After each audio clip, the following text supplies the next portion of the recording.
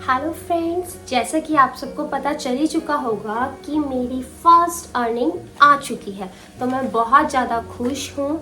अगर मैं अपनी अर्निंग की जर्नी के बारे में बात करूँ तो मेरा चैनल 1 साल पहले ही मोनेटाइज हो चुका था, लेकिन इस बीच बहुत सारी ऐसी प्रॉब्लम्स आई जिस कारण से मेरे चैनल पे अर्निंग हो ही नहीं पाई। अगर मैं इस जर्नी को लेके आपसे बात करूँ तो चैनल मोनेटाइज होने के बाद मेरा जो टॉपिक था, मेरा स्टडी चैनल था, मैं उस पर स्टडी कराती थी। उसी बीच मेरी अपनी फ्रेंड से बात हुई, वो ड्राइंग चैनल चलाती थी। उसके चक्कर में मैंने ड्राइंग करना शुरू कर दी कि उसकी अर्निंग ज़्यादा हो रही है, जिस कारण से टॉपिक चेंज करते ही मेरा चैनल ठप हो गया, उस पर व्यूज़ आने बंद हो गए। तो सबसे बड़ी बात, हमें अपने टॉपिक को कभी चेंज ही नहीं करना चाहिए।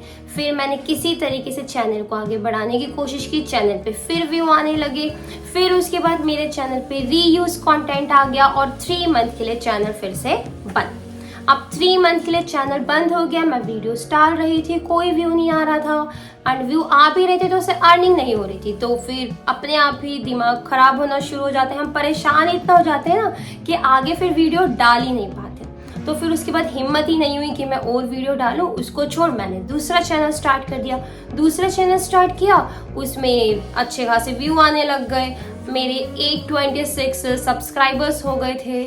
मेरे उसमें अगर आवर्स की बात करूं तो वो भी 2.5 के मेरे आवर्स भी हो गए थे।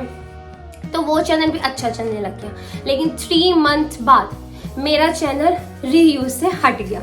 अब हट गया तो मेरे दिमाग में वही आया कि मैं ऐसे चैनल पे क्यों वीडियो डालूं जिसमें से अर्निंग ही नहीं है। मैं अपने अर्निंग वाले चैनल पे दोबारा से वीडियोस डालूं। तो मैंने दोबारा अपने पुराने स्टडी वाले चैनल्स पे वीडियो डालनी शुरू कर दी, और जो चैनल था वो वहां पे रुक गया। अब मैं कोशिश तो दोनों में ही वीडियो डालने की करती थी, लेकिन जो पहले मैंने स्टार्ट किया था नया चैनल, उस पे बहुत कम हो गया। अब नए चैनल पे स्टार्टिंग कर रही थी तो मेहनत ज़्यादा लग रही थी, क्योंकि 3 मंथ से उस पर वीडियोस ज़्यादा डली नहीं थी।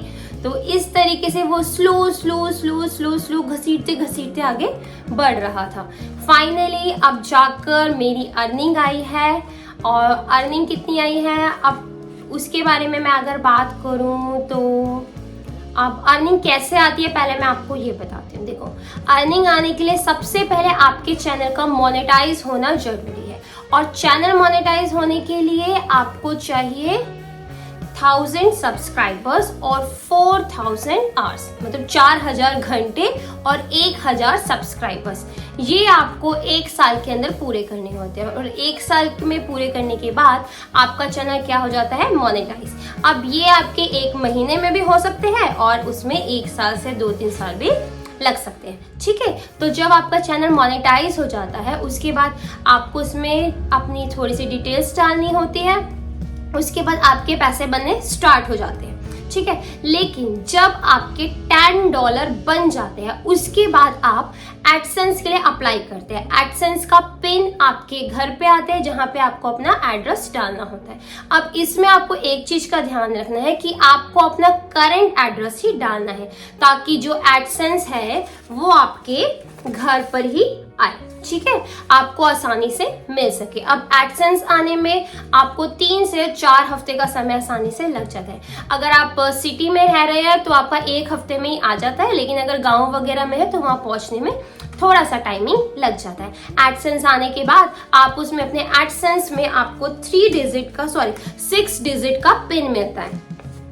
ये पिन डालने के बाद आपका एड्रेस प्रूफ हो जाता है। उसके बाद आपको अपनी बैंक डिटेल्स वगैरह डालनी पड़ती है। बैंक डिटेल्स डालने के बाद आपका बैंक उसमें अटैच हो जाता है। अब कोशिश करें कि जो आपका बैंक है वो 0 बैलेंस वाला ना हो।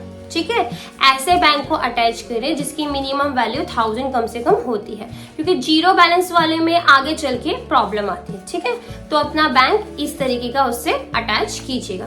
इसी बैंक में आपकी अर्निंग आएगी, जैसे कि मेरी आई है।